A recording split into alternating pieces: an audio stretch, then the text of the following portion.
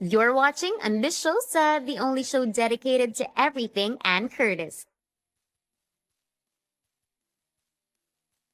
We're giving you another fabulous episode as we feature the last part of Bakit Lahat ng Gwapo My Boyfriend movie shoot and the first leg of their mall show.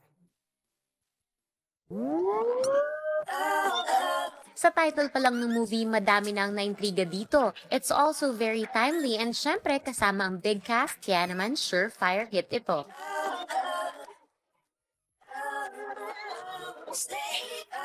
And touring us na parang ito yung location na for your wedding, tinitingnan niya. Tapos ako naman parang, parang I don't like it. At parang kontrapelo. So, topak-topak, tapos nag-away kami ni Dennis. Okay, and action. We've talked about it. Akala ko umokay ka na dito na tayo. I know. I just thought that the designs and the setup would look nicer. Pictures lang nga yung nakita ko eh. Consistent din ang pagiging happy ng mga tao sa set all the way from the first day to the last day of the shoot. It was a very light and happy set indeed. Kaya naman hindi naging mahirap kay Ann ang paggawa ng bago niyang movie. Yung pagsusungit ko dito, yung medyo bitchy na mataray, kasi hirap na hirap ako kasi syempre ka-eksena mo si Ann Curtis. Syempre parang for you to act that way, parang nakakailang na parang nakakahiya. Diego, I sacrificed my career at Journey just for this wedding. Don't I deserve better?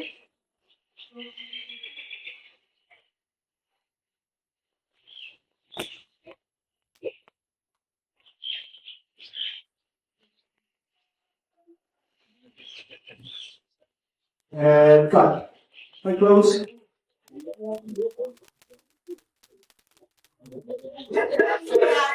Mabait si Ann. As in, first time ko talaga siya nakatrabaho at naka-eksena. Parati ko siya sinasabihan na parang, oh my God, kinakabahan ako, baka makalimutan ko yung lines. Pero she's very supportive, na parang, kaya mo yan, gumaganon siya. So, she makes you feel comfortable, which talagang mas lalo akong humanga sa kanya. Yun.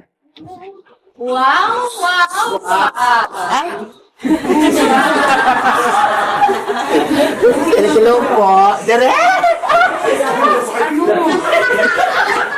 Kanina, pagdating ko behind the scenes, so nakita ko yung scene agad nila, kinuhanan sila ni Direk. So tahimik ako tapos biglang, di ba, nakapost ako tapos cut! Tapos sumigaw agad siya, sabi niya, ay, kaya naman pala, dito na siya. Sabi ko, nagulat ako instead na akong una dapat mag-chika minutes sa kanya. So ako, siya agad ang nauna. So sobrang bait. Wala akong masabi kay Ann. Hello! Nakadamit ako this time. Nakadamit ka din. Kaya ako ayoko ng mga ganitong sitwasyon. Bakit? Kasi ang init.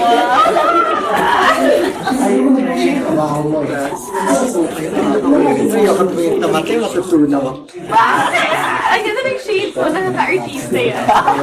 The first day na na-meet ko siya, eto nangyari, kwento ko sa'yo. Una, sobrang, oh my God, parang sobrang feeling close na ako sa kanya. Sabi ko, oh my God, I'm so amazed ba sa face niya kasi sobrang pretty niya, sobrang bait. Eto pa, nagpa-pizza siya, nagpa-cake. Sabi ko, oh my God, I look after my diet. Isa scene ko, naka-underwear ako. Hindi pa ako pwedeng kumain. So, tinitis niya ako. Sabi niya, kumain ka.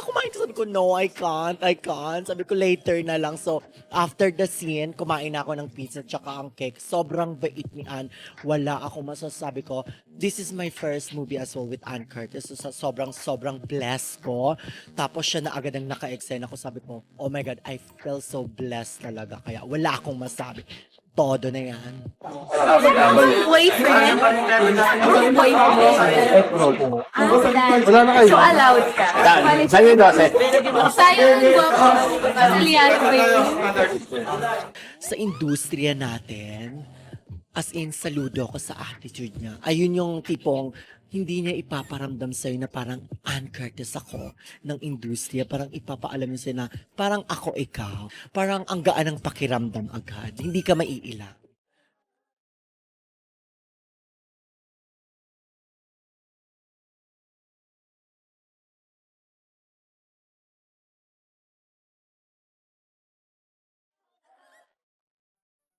At dahil last shooting day na to, big scene ang huling pahabol ni Direk June Lana at major revelation din ito ng movie.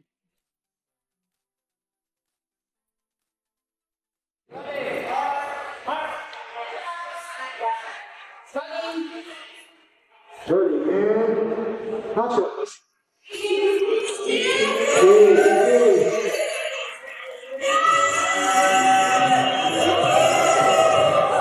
Na-excite ako nung nalaman ko na gagawin ko tong project na to. Sobrang na-excite ako kasi fan naman ako ni Anne. Sino bang hindi, di ba? Excited ako, tapos nakita ko nga, no, nabasa ko nga super maganda yung material. As in, nakakatuwa siya. After working on the movie from story conference to the last day of the shoot, it was certainly worth the long wait for Anne and her co-stars. Yung the whole shoot is very light and masaya.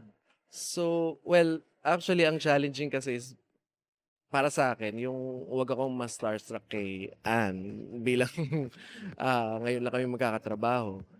But other than that, wala eh. Parang ang saya lang kasi nung mga shoot namin. Kumbaga, hindi naman kami, well, inumaga minsan, pero aside from that, wala namang parang very relaxed lang, very light.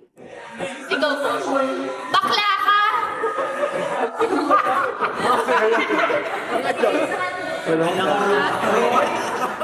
Ang daming dalang pagkain. Sabi niya, kunyari cheat day. Pero laging cheat day. Tapos ang daming pagkain talaga. Tapos kahit saan natutulog, yung ganon. Ano siya sobrang parang normal na tao lang, ganon. To Anne and the whole team of Bakit Lahat ng Gwapo My Boyfriend, congratulations on your success.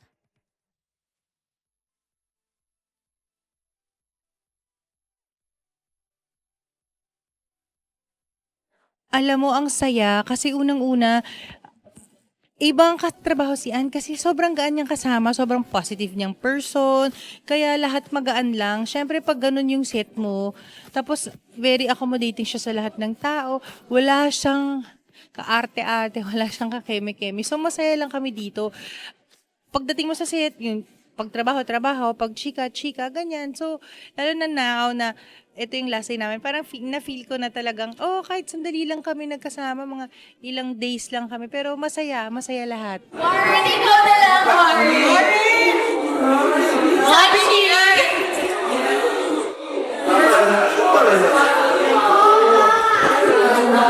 Warren, ikaw na lang!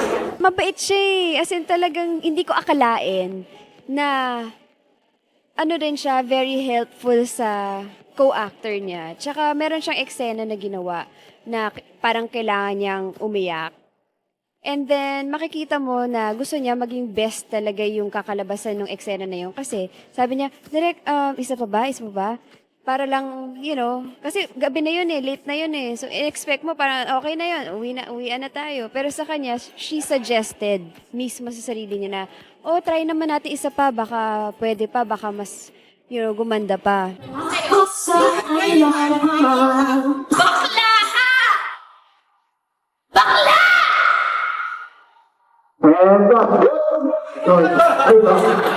We followed Anne to SM Manila para sa mall show niya with her co-stars Dennis Trillo, Paolo Ballesteros, and Yap Concepcion.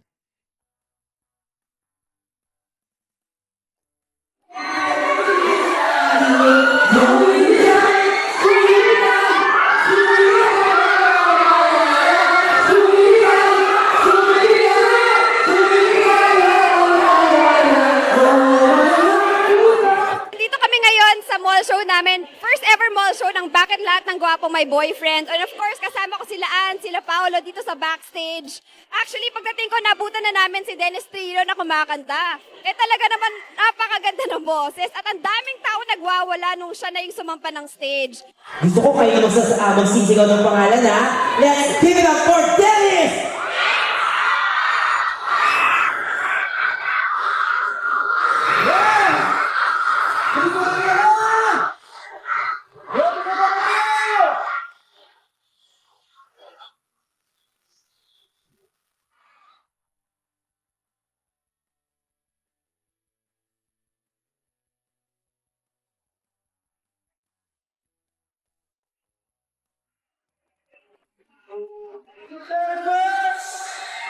Bakit lahat ng guwapo?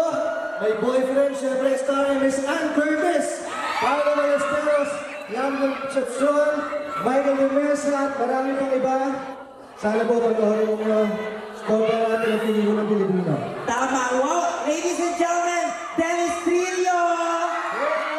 Manila Anton sa likod, wala picture-picture kami, ganon. We're talking about the movie, we're talking about like ang saya-saya namin na natapos na rin finally at mapapanood na ng buong Pilipinas.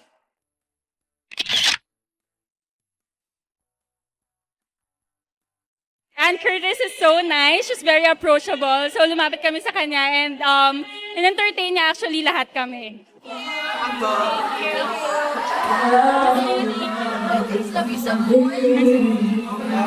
taray niya! Pang-opening ko yun sa concert eh.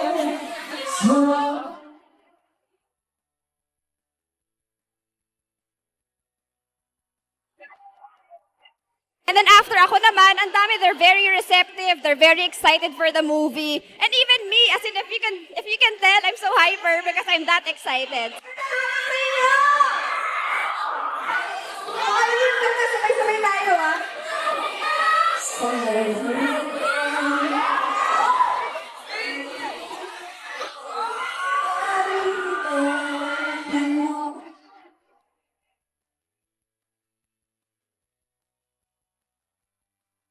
Ang saya-saya kasi maraming nagpunta, punong-puno ang SM City Manila, at saka kitang-kita mo na tuwang-tuwa silang lahat.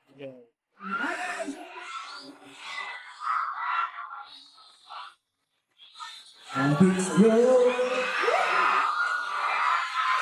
I will tell.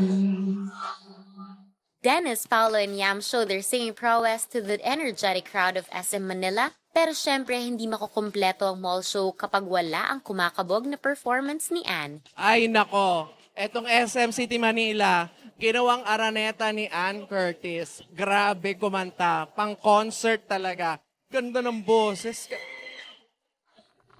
Ladies and gentlemen, let's all welcome Kylie Alakis and Joseph and Princess of Bella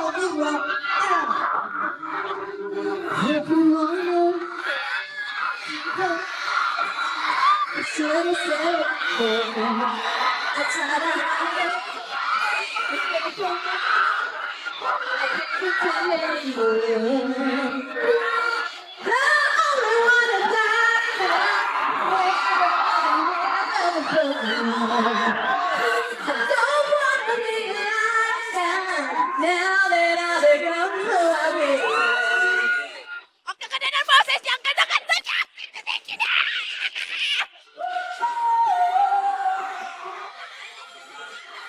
The thought of your body, I can't deny. Ever seen love, ever seen love, and my dreams have felt so right. And I woke up every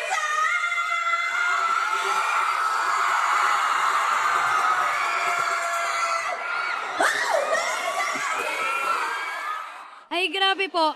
Hindi ko po siya naabot doon. Sobrang galing po ni Ate Ann. As in, sobra. Sobra po. Hindi po ako nagsisinungaling.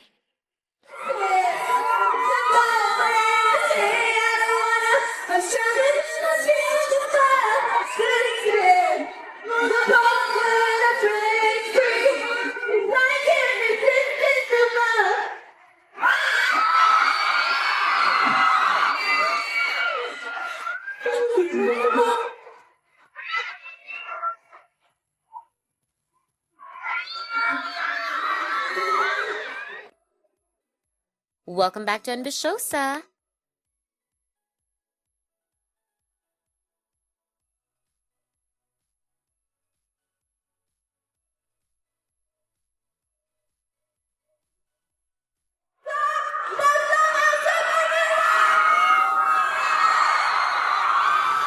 Wow, Miss Ann Curtis! Thank you! Isang malinaw na usapan lang po, mga people. Umuulan na po bago pa ako kumanta. So, hindi mo kasalanan yun? Yes, hindi ko kasalanan yon. Tama.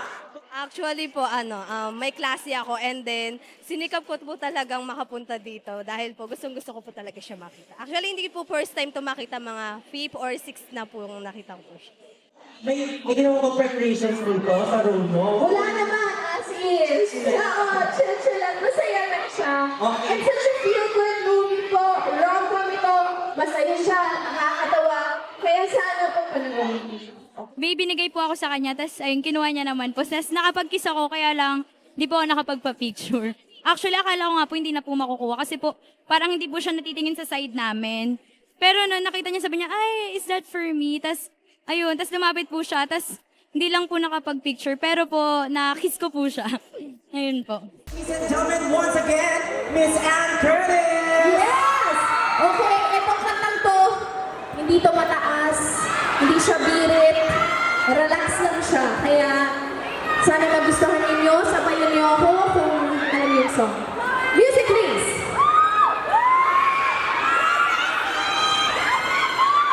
Anytime mo. Wow, thank you! Thank you, thank you!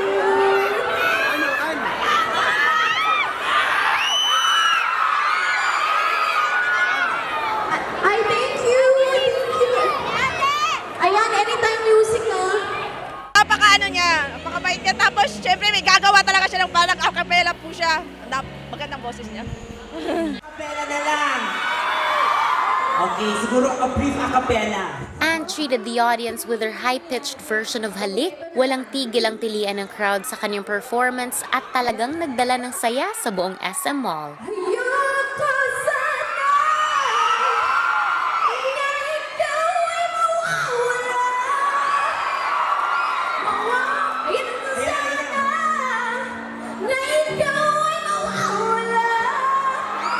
Mawawasak lamang ang aking mundo. Ngunit anong magagawa kung talagang ngayon wala? Sino ba naman ako para pipiliin ka? Hindi po namin napapakinggan, lalo na po yun sa We Love OPM, yung kinanta din po niya yung halik. So, ang galing. Halik mo! Namimiss ka! Bakit iniwan mo ako?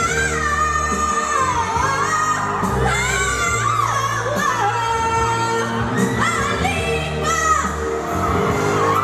Namimiss ka! Bakit iniwan mo ako?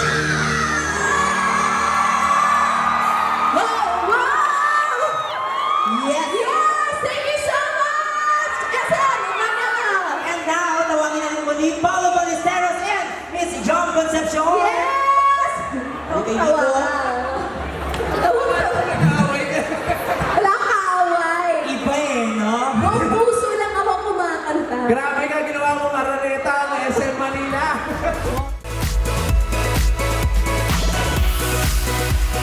Hashtag pang lahat ng Guwapo My BF Mall Show.